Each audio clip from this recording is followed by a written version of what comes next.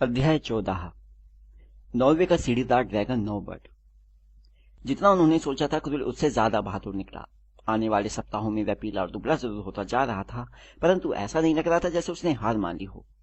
हर बार तीसरी मंजिल के गलियारे से गुजरते समय हैरी, रॉन और हरमानी दरवाजे पर कान लगाकर यह जांच करते थे कि फ्लफी अब भी अंदर गुर्रा रहा है या नहीं। स्नेप अपने बुरे मूड में भन्नाटा घूम रहा था, जिसका निश्चित रूप से यह मतलब था कि पत्थर अब भी सुरक्षित था। इन दिनों हैरी जब भी क्विल के पास से गुजरता था तो वह उत्साह बढ़ाने वाले अंदाज में मुस्कुरा देता था, और रॉन ने सबसे यह कहना शुरू कर दिया था कि वे क्विल के हकलाने की हंसी न उड़ाए। बहरहाल हरमाइनी के दिमाग में पारस पत्थर के अलावा और भी बहुत सी चिंताएं थी। उसने अपने रिवीजन का टाइम टेबल बनाना शुरू कर दिया और वह अपने नोट्स की कलर कोडिंग करने लगी। हैरी और रॉन को इस बात का बुरा नहीं लगता। उन्हें परेशानी इस बात से थी कि हरमाइनी ऐसा करने के लिए उनसे भी बार बार कहती थी, हरमाइनी परीक्षाएं बरसों दूर है, 10 सप्ताह। हरमाइनी ने पलट कर जवाब दिया, ये बरसों दूर नहीं है, निकोलस फैमेल के लिए तो 1 सेकंड की तरह है। परंतु हम लोग 600 साल के नहीं हैं। रॉन ने उसे याद दिलाया। वैसे भी तुम रिवीजन क्यों कर रही हो? तुम्हें तो सब पहले से ही आता है। रिवीजन क्यों कर रही हो? क्या तुम पागल हो गए हो कि तुम्हें एहसास है कि सेकंड ईयर में जाने के लिए इस परीक्षा में पास होना जरूरी है? परीक्षा बहुत महत्वपूर्ण है, मुझे 1 महीने पहले ही पढ़ना शुरू कर देना चाहिए था। न जाने मुझे क्या हो गया था। दुर्भाग्य से टीचर भी हरमाइनी की तरह ही सोच रहे थे। उन्होंने उन पर इतना सारा होमवर्क ला दिया था कि ईस्टर की छुट्टियां उतनी मजेदार नहीं रही जितनी क्रिसमस की थी। आराम से बैठना मुश्किल था जब हरमाइनी आपके बगल में बैठकर ड्रैगन के खून के 12 प्रयोग याद कर रही हो या छड़ी घुमाने की प्रैक्टिस कर रही हो। गहरी सांस छोड़ते हुए तथा उबासी लेते हुए हैरी और रॉन ने अपना ज्यादातर खाली समय उसके साथ लाइब्रेरी में बिताया और ढेर सारा होमवर्क करने की कोशिश की। मुझसे कभी याद नहीं होगा, एक दोपहर रॉन अचानक अपनी कलम फेंकते हुए बोला और हसरत भरी निगाह से लाइब्रेरी की खिड़की के बाहर देखने लगा। महीनों बाद मौसम इतना सुहाना था। आसमान साफ और मुझे मत भूलना जैसा नीला था तथा हवा गर्मी के आने का संकेत दे रही थी। हैरी 1000 जड़ी बूटियां और फफूंदियां मिट्टी के नहीं ढूंढ रहा था। उसने तब तक ऊपर नहीं देखा जब तक रॉन यह नहीं बोला, हैग्रिड तुम लाइब्रेरी में क्या कर रहे हो? हैग्रिड सामने आया। उसने अपनी पीठ के पीछे कुछ छुपा रखा था। वह छुछुंदर की खाल के ओवरकोट में गलत जगह पर दिख रहा था। बस यूं ही देख रहे थे, उसने खिसियानी आवाज में कहा, जिस वजह से उनकी रुचि तत्काल जाग गई। कहीं अभी निकोलस फ्लेमेल के बारे में तो नहीं खोज रहे थे? क्यों? अरे हमने सदियों पहले पता लगा लिया कि वह कौन है, रॉन ने शान झाड़ते हुए कहा। और हम यह भी जानते कि वह कुत्ता की चीज की रखवाली कर रहा है। वह पारस पत्थर। हैग्रिड ने तत्काल चारों तरफ देखा कि कहीं कुछ सुन तो नहीं रहा है। उसके बारे में चिल्लाते मत फिरो, तुम्हें हो क्या गया है? हैरी बोला, दरअसल हम तुमसे पूछना चाहते हैं कि फ्लफी के अलावा पारस पत्थर की रक्षा और कौन कर रहा है? हैग्रिड ने दोबारा कहा। सुनो, हमसे बाद में मिलो। हम यह वादा तो नहीं करते कि हम तुम्हें कुछ बताएंगे, परंतु तुम यहाँ पर हल्ला मत मचाओ। विद्यार्थियों को यह मालूम नहीं होना चाहिए। लोग सोचेंगे कि हमने तुम्हें बताया है। बाद में मिलते हैं, हैरी ने कहा। हैग्रिड वहां से पैर पटकते हुए चला गया। उसने अपनी पीठ के पीछे क्या छुपा रखा था? हरमानी सोचते हुए बोली, क्या तुम्हें लगता है इसका उस पत्थर से कोई संबंध है? मैं देख कर आता वह लाइब्रेरी के इस हिस्से में गया था, रॉन ने कहा, जिसका मन अब पढ़ाई से ऊब चुका था। 1 मिनट बाद वह अपने हाथ में किताबों का कट्ठर लेकर लौटा और उसे टेबल पर पटक दिया। ड्रैगन, वह बुदबुदाया। हैग्रिड ड्रैगन पर लिखी किताबें देख रहा था। जरा इन पर नजर डालो। ग्रेट ब्रिटेन और आयरलैंड की ड्रैगन प्रजातियां, अंडे से शैतान तक, ड्रैगन मालिक की मार्गदर्शिका। हैग्रिड हमेशा से ड्रैगन पालना चाहता था। उसने मुझे तभी बता दिया था जब मैं उसे पहली बार मिला था, हैरी ने कहा। परंतु यह गैर कानूनी है, रॉन ने कहा। सब जानते कि 1709 के वॉर्ल्ड सम्मेलन में ड्रैगन पालना गैर कानूनी घोषित कर दिया गया है। अगर हम अपने घर के पीछे के बगीचे में ड्रैगन रखेंगे तो मंगलों से खुद को छुपाना बहुत मुश्किल हो जाएगा। वैसे भी आप ड्रैगनों को कभी पालतू नहीं बना सकते, यह खतरनाक है। तुम्हें देखना चाहिए कि चार्ली रुमान में जंगली ड्रैगनों के कारण कितने जगह जला है। परंतु ब्रिटेन में तो जंगली ड्रैगन नहीं है, हैरी ने पूछा। बिल्कुल है, रॉन ने कहा। सामान्य वेल्श ग्रीन और हैब्रिड रेन ब्लैक। और मैं तुम्हें बता दूं, जादू के मंत्रालय को उन्हें छुपाने के लिए बहुत काम करना पड़ता है। हमें उन मुगलों पर जादू करना पड़ता है जिन्होंने ड्रैगन देखा है, ताकि वे उसे भूल जाए। तो फिर हैग्रिड क्या करना चाहता है? हरमाइनी ने पूछा।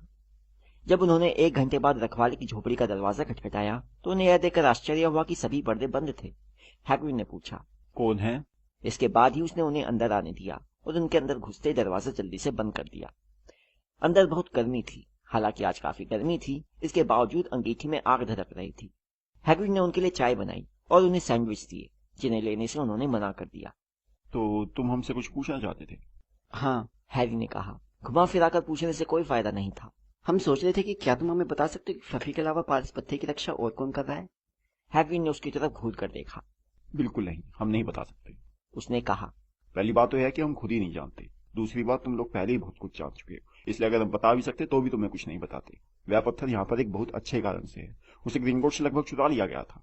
हमें लगता है तुमने यह पहले ही अंदाजा लगा लिया होगा। वैसे हम यह नहीं समझ पा रहे कि तुम्हें फ्लफी के बारे में कैसे पता चला।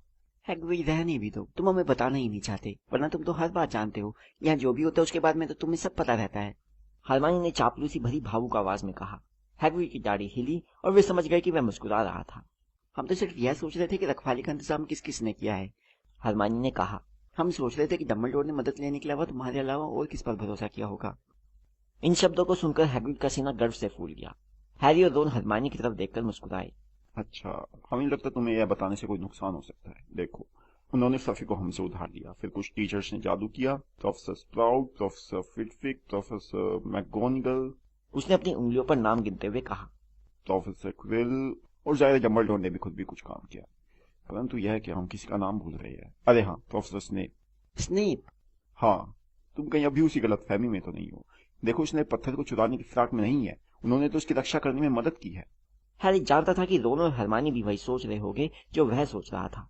अगर पत्थर की रक्षा के इंतजाम करते समय स्नेप मौजूद था तो उसे यह आसानी से पता चल गया होगा कि बाकी टीचर्स ने इसकी सुरक्षा के कौन से इंतजाम किए थे। शायद वह हर चीज जानता था, सिवाय क्विल के मंत्र और फ्लफी को पार करने के तरीके को छोड़कर। तुम इकलौते इंसान हो जिसे पता कि फ्लफी को पार कैसे किया जाए, क्यों हैग्रिड? हैरी ने चिंता भरे स्वर में पूछा। और तुम यह बात किसी को भी नहीं बताओगे, है ना? किसी टीचर को भी नहीं? हमारे और डम्बलडोर के अलावा यह बात किसी को भी नहीं मालूम, हैग्रिड ने गर्व से कहा। तब तो बहुत अच्छा है। हैरी दूसरों के सामने बुदबुदाया। हैग्रिड, क्या हम खिड़की खोल सकते हैं? मैं उबल रहा हूँ। नहीं खोल सकते हैरी, सॉरी, हैग्रिड ने कहा। हैरी ने देखा हैग्रिड आग के अंदर झांक रहा था। हैरी ने भी उसमें देखा। हैग्रिड, वो क्या है? परंतु वह पहले से ही जानता था कि वो क्या था।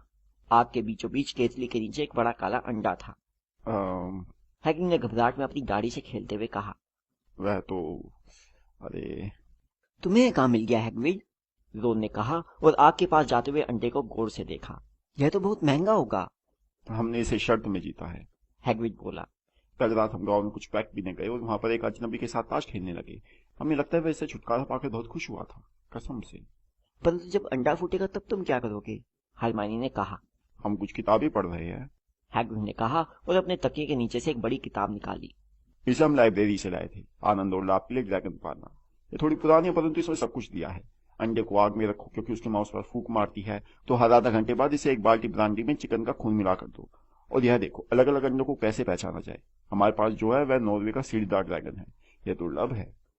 वह अपने आप से बहुत खुश लग रहा था, लेकिन हरमाइनी उतनी खुश नहीं थी। हैग्रिड, तुम लकड़ी के घर में रहते हो, उसने कहा। लेकिन हैग्रिड उसकी बात नहीं सुन रहा था। वह तो आग को हिलाते हुए खुशी से गुनगुना रहा था। तो अब उनके पास चिंता करने के लिए एक और चीज थी। अगर किसी को यह पता चल गया कि हैग्रिड ने अपनी झोपड़ी में गैर कानूनी अंडा छुपा रखा है तो उसका क्या होगा? कभी मैं सोचता हूँ कि शांत जिंदगी कैसी होती होगी, रोन ने आह भरते हुए कहा। हर शाम को वे अपने होमवर्क से माथापच्ची करते थे, जो उन्हें लगातार दिया जा रहा था। हरमाइनी ने अब हैरी और रोन के लिए भी रिवीजन का टाइम टेबल बनाना शुरू कर दिया था। इससे वे पगला रहे थे। फिर एक दिन नाश्ते के समय हैग्रिड हैरी के लिए हैग्रिड की एक चिट्ठी लाई। उसने सिर्फ एक लाइन लिखी थी, वह बाहर निकल रहा है। रोन जड़ी बूटियों का ज्ञान के पीरियड में गोता मारना चाहता था और सीधे झोपड़ी की तरफ जाना चाहता था, परंतु हरमाइनी इसके लिए तैयार नहीं थी। हरमाइनी, जिंदगी में कितनी बार ड्रैगन को पैदा होते देखने का मौका मिलता है? हमारी क्लास है, मुश्किल में पड़ सकते हैं। और जरा सोचो, अगर किसी को यह पता चल गया कि हैग्रिड क्या कर रहा है तो वह मुसीबत में फंस सकता है। चुप हो जाओ, हैरी फुसफुसाया। मैल्फॉय कुछ फुट दूर खड़ा था और एकदम चुपचाप था ताकि उनकी बातें सुन सके। उसने कितनी बातें सुनी थी। हैरी को मैल्फॉय के चेहरे के भाव बिल्कुल पसंद नहीं आए। रोन और हरमाइनी जड़ी बूटियों का ज्ञान की क्लास तक जाते समय बहस करते रहे और अंत में हरमाइनी इस बात के लिए तैयार हो गई कि वह उनके साथ सुबह की छुट्टी में हैग्रिड की झोपड़ी तक भाग कर चलेगी। जब उनकी क्लास के अंत में महल की घंटी बजी तो तीनों ने तत्काल अपनी खुरपियां पटकी और जल्दी जल्दी मैदान से होते हुए जंगल के किनारे तक आ गए। हैग्रिड ने लाल चेहरे और रोमांचित भाव से उनका स्वागत किया। वह लगभग बाहर निकल चुका है। उसने उन्हें भीतर बुलाया। अंडा टेबल पर रखा था, उसमें गहरी दरारें थी, अंदर कुछ हिल रहा था। उसके अंदर से अजीब सी खटखट की आवाज आ रही थी। उन सभी ने अपनी कुर्सियां टेबल के पास खींच ली और सांस रोककर देखते रहे। तभी अचानक एक धमाका हुआ और अंडा फूट गया। ड्रैगन का बच्चा टेबल पर पसरा हुआ था। उसे सुंदर नहीं कहा जा सकता था। हैरी ने सोचा कि वह गुड़ी मुड़ी काली छतरी की तरह दिख रहा था। उसके घुमावदार पंख उसके दुबले काले शरीर की तुलना में बहुत बड़े थे और उसकी चौड़े नथुने वाली लंबी नाक थी। सींग के ठूंठ थे और बाहर निकली नारंगी आंखें थी। वह छींका। उसकी नाक से इक्का दुक्का चिंगारियां निकली। कितना सुंदर है, हैग्रिड बुदबुदाया। उसने ड्रैगन का सिर सहलाने के लिए अपना हाथ आगे बढ़ाया। ड्रैगन ने उसकी उंगलियों पर वार किया और अपने नुकीले दांत दिखाए। देखो तो सही, अपनी मम्मी को पहचानता है।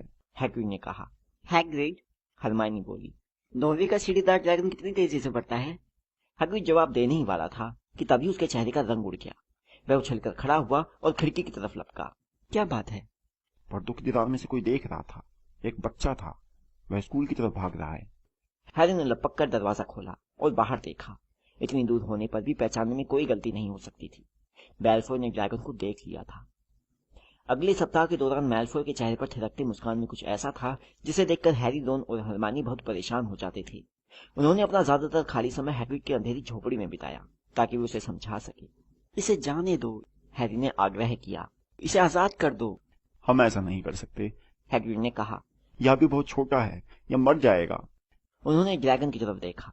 वह एक सप्ताह में ही 3 गुना लंबा हो गया था। उसके नथुनों से धुआं निकलता रहता था। हैग्रिड रखवाली के काम नहीं कर पा रहा था क्योंकि वह तो ड्रैगन को संभालने में ही पूरी तरह व्यस्त रहता था। पूरे फर्श पर ब्रांडी की खाली बोतलें और मुर्गे के पंख फैले पड़े थे। हमने इसका नाम नॉर्बर्ट रखने का फैसला किया है, हैग्रिड ने ड्रैगन की तरफ प्यार से देखते हुए कहा। यह अब हमें सचमुच पहचानने लगा है। देखो, नॉर्बर्ट, नॉर्बर्ट, मम्मी कहाँ है? इसका दिमाग चल गया है, रोन हैरी के कान में बुदबुदाया। हैग्रिड, हैरी ने जोर से कहा, नॉर्बर्ट को 15 दिन और रखोगे तो यह तुम्हारे घर जितना बड़ा हो जाएगा। मैल्फॉय किसी भी समय डंबलडोर के पास जा सकता है। हैग्रिड ने अपने होठ काटे। हम जानते कि हम इसे हमेशा के लिए नहीं रख सकते, परंतु हम इसे किसी कूड़ेदान में भी तो नहीं फेंक सकते। हैरी अचानक रोन की तरफ मुड़ा। चार्ली, उसने कहा, तुम्हारा भी दिमाग चल गया है। रोन ने कहा, मैं रोन हूं क्या? तुम्हें यह भी याद नहीं है? नहीं, चार्ली, तुम्हारा भाई चार्ली रुमानिया में ड्रैगनों की पढ़ाई कर रहा है। हम नॉर्बर्ट को उसके पास भेज सकते हैं। चार्ली इसकी देखभाल कर सकता है और फिर से जंगल में वापस भेज सकता है। बहुत बढ़िया, रोन ने कहा।